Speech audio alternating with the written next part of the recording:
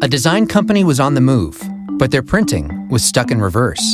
So CDW orchestrated a Xerox VersaLink printer solution with customized apps to run their business more effectively, now and into the future. The VersaLink family of printers has cloud connectivity built in for secure printing, which means you can now print wherever, whenever, from any device. Productivity by Xerox, orchestration by CDW. Learn more at cdw.com/Xerox. CDW, people who get it. Eddie, before I get to whether or not you want to caddy for me when they when we play 9. I get the I get the seventh hole. Okay, dog leg left. Yeah, that wicked eighth, Eddie, is kind of a little bit of a treacherous approach there at the eighth. What the heck are they now up to with this one? I mean, now. They want to start Syndergaard, start him. What is the point of this thing?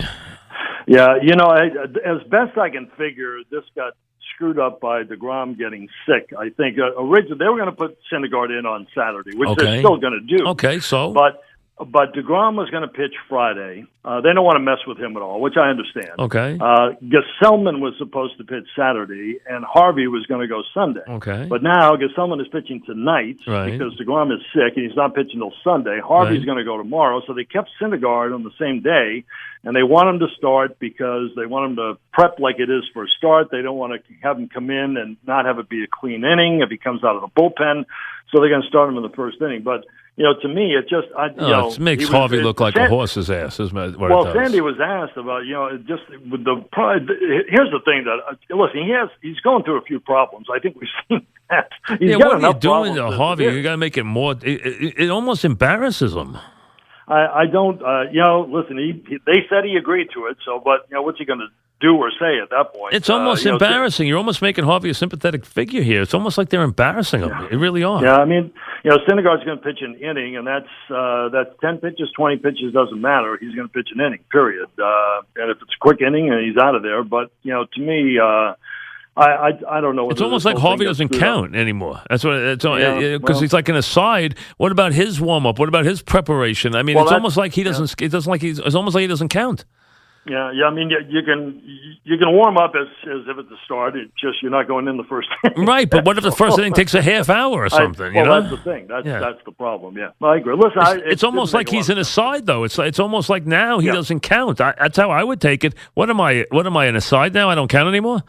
I think what they were doing, and like I said, Saturday was Syndergaard's day. I don't think they wanted to move him off that because they had set him up for this with the simulated game and all the stuff they went through with him. And then when it got moved, and it was supposed to be Gesellman, they weren't that concerned with Gesellman if he came in because he's worked out of the bullpen before. Whatever, And what about this Collins retirement nonsense? We all know they don't want Collins back. I mean, we all know they've never talked to him about coming back. So I understand they're going to make it look like it's are they going to try and tell everybody that it's his idea when we all know he'd come back in a heartbeat if they'd let him? Yeah, I think, again, when you get down to it, and Sandy said, they're going to talk about it at the end of the season. We knew he was going to say that. Terry didn't want to talk about it either. I don't blame him. But, I think they'll probably broach it that way. Listen, if you want to say you're retiring, that's the way we'll go about it. But I honestly don't. See, to me, I don't know what Terry wants to do. We know he wants to come back. No, but I'm saying if he's not coming back here, I don't know what he wants to do. I don't know if he wants to retire. Yeah, I don't know if he'll retire or not. But we all know, though, that he's not retiring. They don't want him back. Right. They're trying to make it look like he wants to retire. Maybe he doesn't want to retire. Yes. No, exactly. That's precisely right. Typical Mets. Just be honest. You're telling us. We all know the truth. They think they're fooling somebody. You're not fooling anybody.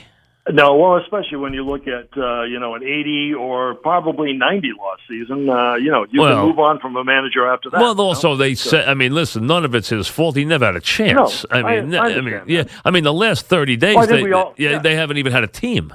I think we all understand that, but I'm just saying that they could, it's easy for an organization to say, okay, we had this kind of season, everything went wrong, we're going to move on. That's, and move on. That's it. Don't say, okay, he's retiring. And I honestly don't. I haven't spoken to Terry about that as to what he wants to do, whether he wants to be what he's done before, and that's be a great organizational guy in the minor leagues, and be a minor league coordinator. Whether he wants to manage again, I don't know at this point. And maybe he does want to retire and go home. I'm not sure, but I think we all know that they were going to make the move, and that's kind of a smokescreen. So yeah, we all know it's a bunch of nonsense. But what else is new? I mean, it's been anything else? Is there any bright spot you can tell me about with this team? Is there anything that's been even remotely a bright spot? I guess you could probably say that maybe Dominic Smith has probably opened up a few. When he came up, I think everyone was saying, "Oh God, look at this guy! He's not going to be what everyone thought he was going to be." But I think he's made some improvements. I think. So he's looked better. Has he hit better? Yeah, lately? No, he has. I think he has. I think is Nimmo a real prospect or not? I don't think so, Mike. I mean, okay. I think he is a fourth outfielder, but I like him. I know they like him because of his approach. He really knows the strike zone well, and he doesn't swing pitches outside of the strike zone. He can drive the ball a little bit. I don't think he'll ever have great power, but he did a great job as a pinch hitter last year for a young kid, and he's played pretty well this year. He really has. But I don't know if he's an everyday player. It's one of those guys you kind of waver between, kind of a tweener like AAA Major League. I think it's kind of the same thing. I think he's a fourth outfielder, but I think he could be a valuable guy too. He's a guy you could keep around here for a lot of reasons. So, all right, I mean that makes sense. So, are we expecting any announcement about Collins sometime soon? Or are they going to just drag this on to the end of the season? I think it's going to go to the end of the year, and you're probably the week after when the wild card games are going on. I would imagine that they're going to make some kind of announcement then. That's my assumption. That's the way they're approaching it anyway. So I don't think we're going to hear anything before then or on the final day in Philadelphia. So I assume it's going to come shortly after that. All right, Eddie. Thanks. Enjoy your weekend, Eddie. Thank you, Mike. All right, Eddie C. We'll be right back. A design company was on the move, but their printing was stuck in reverse. So CDW orchestrated a Xerox VersaLink printer solution with customized apps to run their business more effectively, now and into the future.